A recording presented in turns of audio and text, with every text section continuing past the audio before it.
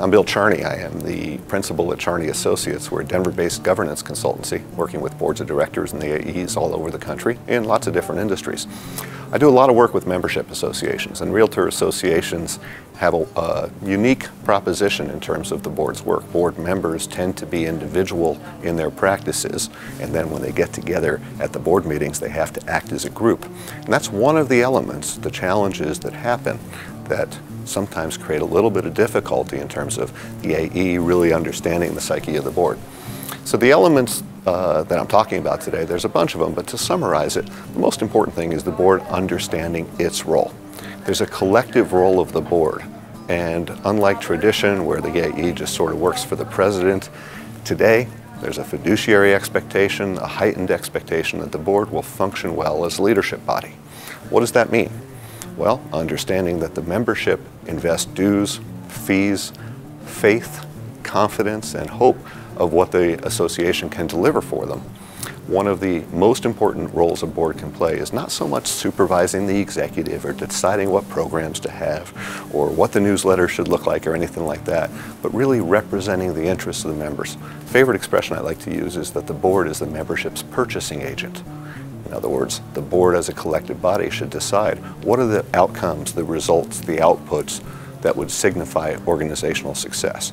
If you will, bottom line for an association is member return on investment.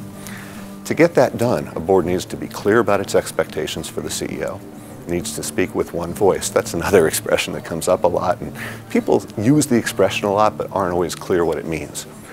We're going to do some exploration in the workshop today, but the key message that we're trying to get across is that a board has the power and authority over the association. Board members do not.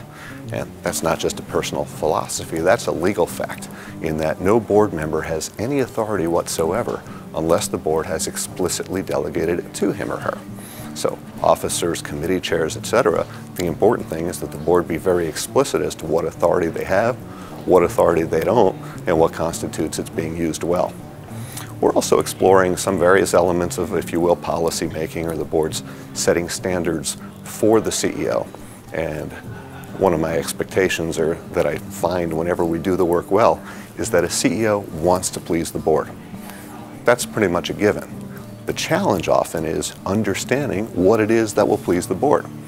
You know, there's the fluctuations that happen often every year with the change of officers, elements like that. And if the board is clear about what it wants, it's much more likely to get it. Probably the last of the major elements that we're going to be discussing, and I'm glossing over a few, obviously it's a pretty short video, but the last one is that performance assessment of the CEO needs to be criteria based, not based on how well do we like him or her, or how well does he or she communicate with us. That's one of the elements, but instead of waiting till the end of the year and saying, oh, how are we going to judge, that should be decided at the beginning of the year. And then there's a lot more objectivity, fairness. What it really boils down to is if the membership is going to be well served, the board and the AE have to be in sync with each other. The board has the most important job.